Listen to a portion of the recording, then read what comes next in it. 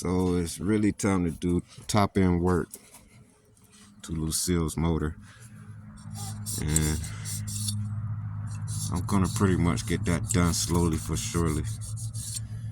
Many miles later, this is what it's looking like. It's not that bad, and as you guys can see, I don't know if I made a video on this, but the last time I made a video showing the piston was way darker than that. So she definitely been cleaning itself with some seafoam, and seafoam is definitely doing the job I needed to do for my piston.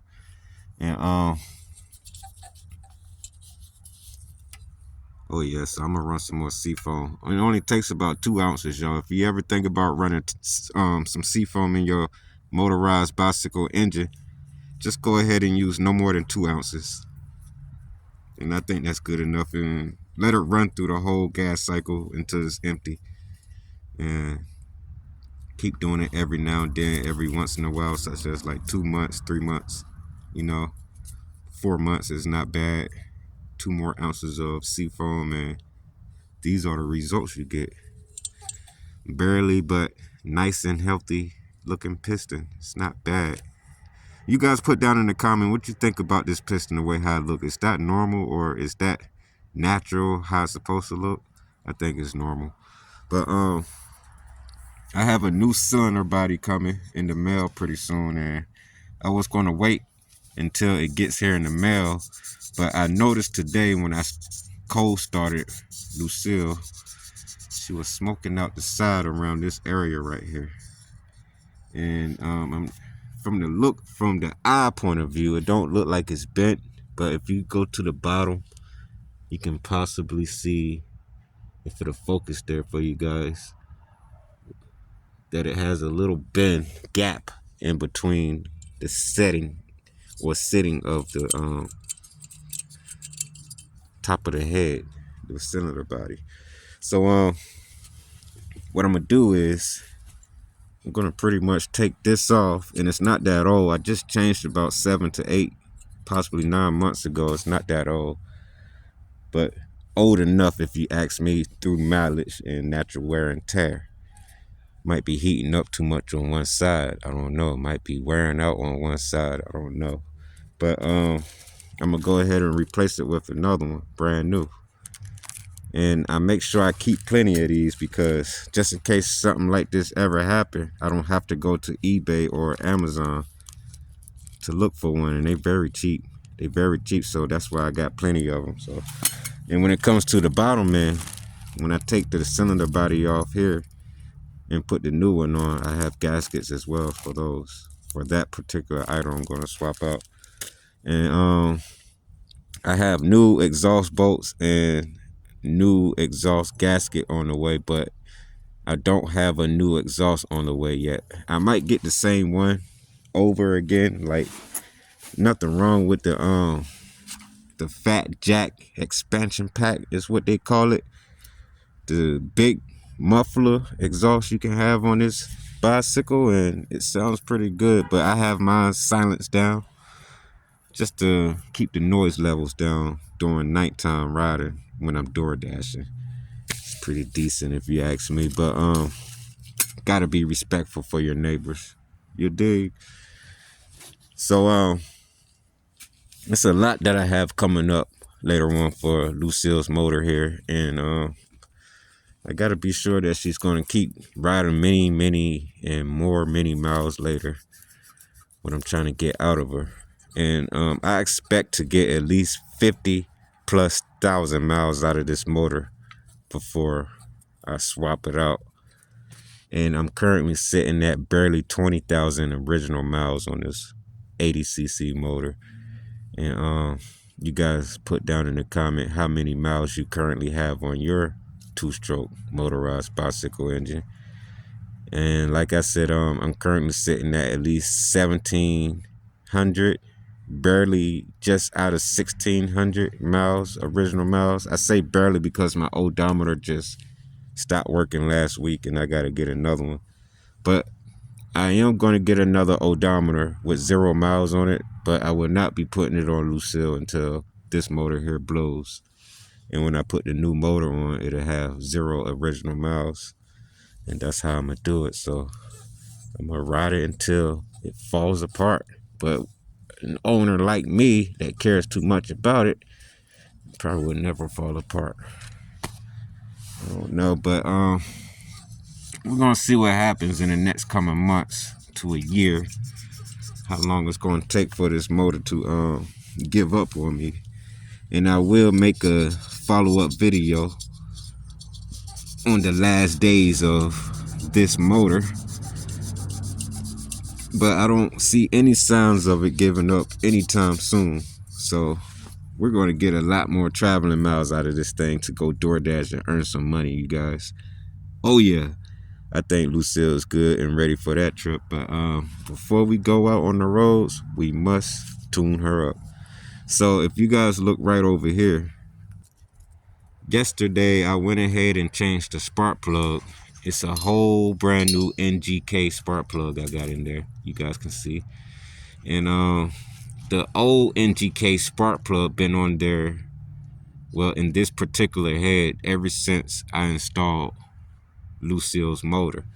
And that was pretty much over 1,500 miles ago. So 1,600 miles later, the spark plug at the top here has deteriorated due to vibrations, I guess, and pretty much snapped this in half. And I went ahead and changed it out yesterday. I experienced that with a small breaking down coming from work yesterday, and the motor just turned off, and I found out that the top of the spark plug has pretty much wore out, and I just pretty much changed it. So got a new spark plug in there, and starts up on a dime, and it only takes one kickstart, or it don't take too much to roll off and start it up at all. Just she's ready to go, and that's what Lucille is built for. Is ready to go, jump on, and you just get ready to get to your destination. So yeah, I'm gonna go ahead and clean this guy up and put it back on there. And as you guys can see, all the dark spots under there from pretty much the oil. I'm gonna clean that up pretty good and get it back to nice and clean, and where it can seal up pretty good on the gasket. And for the carburetor, you guys, I took it to my job and I took the whole thing off, and I went ahead and took this filter box off, and like I said, 15 to 1,700 miles later, it was all gunked up with oil and gas. You couldn't even see through the filter. So I went ahead and took the filter out and thoroughly cleaned it and made sure that I'm able to see right through it again, and put it back in there once it dried up. And if you ask me, she was starting up even more faster and better than the last time I pulled up in the morning to ready to clock in on the on the job clock to get hours for work. But little tune up, man, it's always going to be much needed once you put a little mileage on these things, man. If you want them to respect you, you got to respect them with a little hands-on tune up, and just make sure that you're going to be able to ride for a longer time and get around, and not depend on calling somebody to get you around, because you got your creation right here. So these things like to stay on the road, y'all. You know what I mean? Just like a nice car you guys can home. Hey, Roxy, what are you doing? Just like a nice car you guys got parked around somewhere, you don't let it sit down too long, because they like to see the road. So yeah, once you put these little motors on these bicycles, man, they like to see the road. They want to see what it's like out here when you throttling and getting around, you know what I mean? Don't let them sit too long. And if you do have them sit too long, make sure you drain all the gas out. Or if you don't have nowhere to store your gas, just look right over here to the little valve that controls your gas. Just turn it off, man. You know what I mean? When you get ready to store your bicycle, turn the gas to the off position. Do not go all the way down. Do not go all the way up. Take it to the side like that, and that would turn the gas flow off. But if you ask someone like me that owns one of these, I would let you know right off the head. Just drain the gas out into something and store it, throw it away, and put fresh gas the next time you're about to ride it. Because you don't want old gas and oil sitting in the carburetor while it's just sitting down. It will sludge up and build up all kinds of deposits where you will not be able to start or not run at all. You have to do some more cleaning to to the carburetor before you see the engine restart and get going. So I'm gonna leave it right there, you guys, man. You know what I mean? Got to do a little tune-up job to my baby. I'm always doing a tune-up to her, you know what I mean? And I got something else special for her on the way.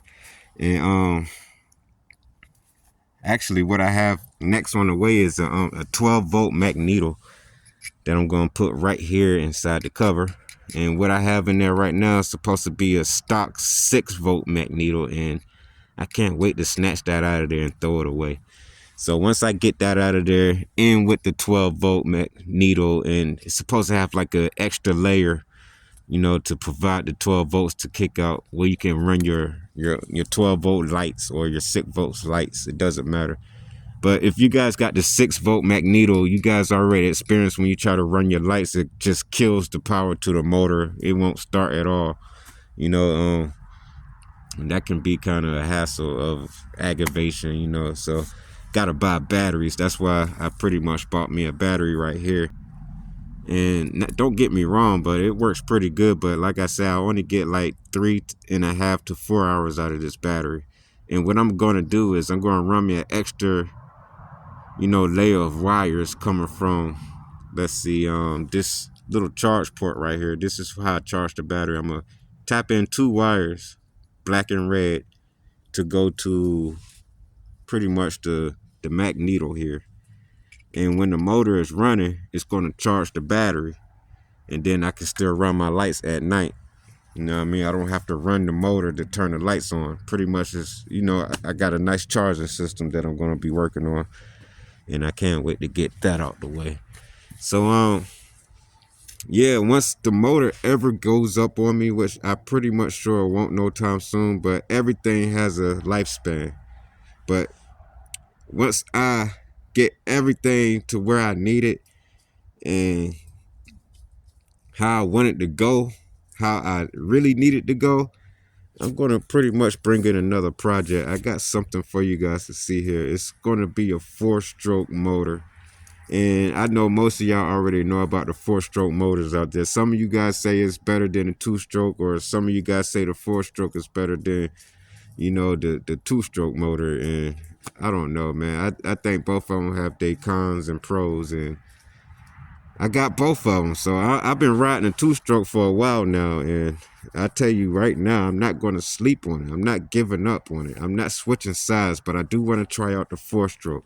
So if anybody out there watching this video that has any news that I can use for the 4-stroke before I get a bike frame for it, and I would like recommendations for which bike frame I should get for my 4-stroke motor. And you know, I was thinking about another Huffy Cranbrook. So, but if you guys know any other bike frames out there that's perfect for the 4-stroke motor, just put down in the comments and let me know any recommends out there what I should get.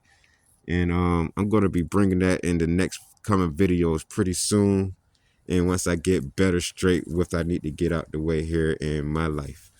But I appreciate you guys for watching this video and showing me all the love. And I appreciate everyone for leaving me all the good comments. And much love, man. Don't forget to hit that like and subscribe button, man.